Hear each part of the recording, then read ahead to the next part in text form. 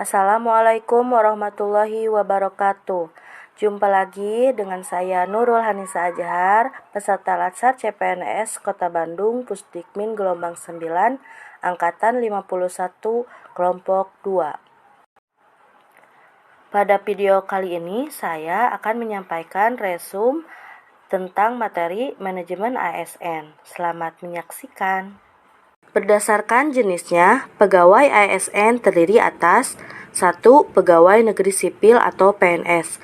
PNS merupakan warga negara Indonesia yang memenuhi syarat tertentu diangkat sebagai pegawai ASN secara tetap oleh pejabat pembina kepegawaian untuk menduduki jabatan pemerintahan dan memiliki nomor induk pegawai secara nasional.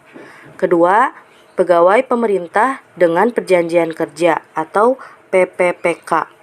PPPK adalah warga negara Indonesia yang memenuhi syarat tertentu yang diangkat berdasarkan perjanjian kerja untuk jangka waktu tertentu dalam rangka melaksanakan tugas pemerintahan sesuai dengan kebutuhan instansi pemerintah dan ketentuan perundang-undangan.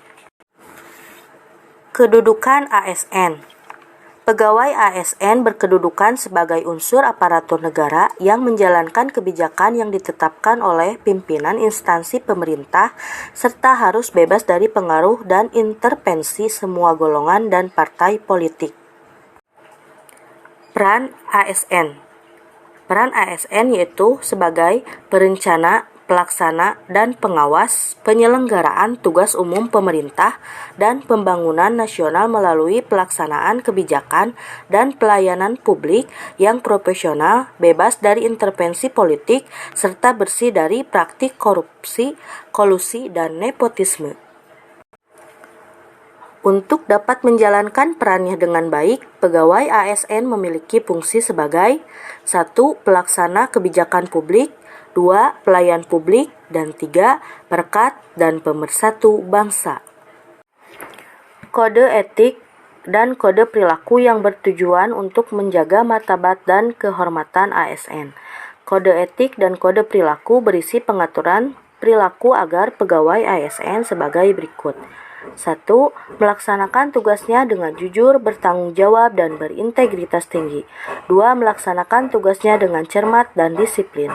3. Melayani dengan sikap hormat, sopan, dan tanpa tekanan. 4. Melaksanakan tugasnya sesuai dengan ketentuan peraturan perundang-undangan.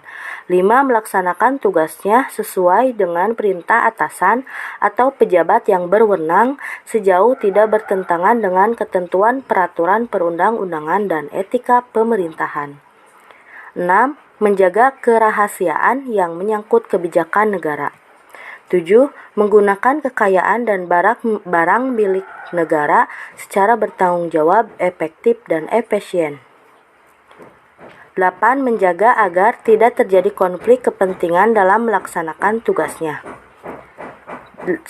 Memberikan informasi secara benar dan tidak menyesatkan kepada pihak lain yang memerlukan informasi terkait kepentingan kedinasan. 10. Tidak menyalahgunakan informasi intern negara, tugas, status, kekuasaan, dan jabatannya untuk mendapatkan atau mencari keuntungan untuk manfaat bagi diri sendiri atau untuk orang lain. 11. Memegang teguh nilai dasar ASN dan selalu menjaga reputasi dan integritas ASN. Yang terakhir, 12. Melaksanakan ketentuan peraturan perundang-undangan mengenai disiplin pegawai ASN. Dalam Undang-Undang ASN, hak PNS dan PPPK adalah sebagai berikut. PNS berhak memperoleh 1. Gaji, tunjangan, dan fasilitas. 2. Cuti. 3. Jaminan pensiun dan jaminan hari tua. 4. Perlindungan. Dan 5. Pengembangan kompetensi. Sedangkan hak yang diperoleh oleh PPPK 1. Gaji dan tunjangan. 2. Cuti. 3. Perlindungan. Dan 4. Pengembangan kompetensi. Selain hak, ada juga kewajiban pegawai ASN, yaitu 1. Setia dan taat pada Pancasila, Undang-Undang Dasar 1945, Negara Kesatuan Republik Indonesia, dan pemerintah yang sah. 2. Menjaga persatuan dan kesatuan bangsa. 3. Melaksanakan kebijakan yang dirumuskan pejabat pemerintah yang berwenang. 4. Menaati ketentuan peraturan perundang-undangan. 5. Melaksanakan tugas kedinasan dengan penuh pengabdian, kejujuran, kesadaran, dan tanggung jawab. 6. Menunjukkan integritas dan keteladanan dalam sikap, perilaku, ucapan, dan tindakan kepada orang baik itu dalam maupun di luar kedinasan. 7. Menyimpan rahasia jabatan dan hanya dapat mengemukakan rahasia jabatan sesuai dengan ketentuan peraturan perundang-undangan. Dan 8. Bersedia ditempatkan di seluruh wilayah Negara Kesatuan Republik Indonesia.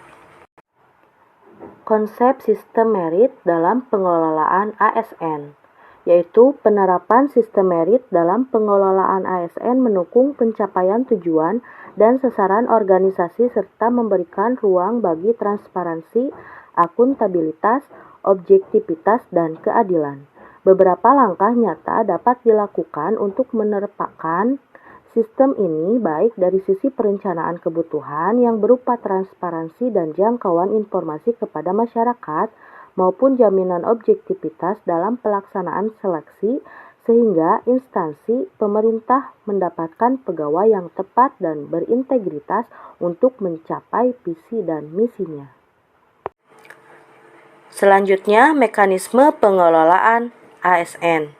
Yang pertama, manajemen PNS, yaitu penyusunan dan penetapan kebutuhan, pengadaan, pangkat dan jabatan, pengembangan karir, pola karir, promosi, mutasi, penilaian kinerja, penggajian dan tunjangan, penghargaan, disiplin, pemberhentian, jaminan pensiun dan hari tua, dan terakhir perlindungan. Sedangkan manajemen PPPK yaitu penetapan kebutuhan, pengadaan, penilaian kinerja, penggajian dan tunjangan, pengembangan kompetensi, penghargaan, disiplin, pemutusan hubungan perjanjian kerja, dan terakhir perlindungan.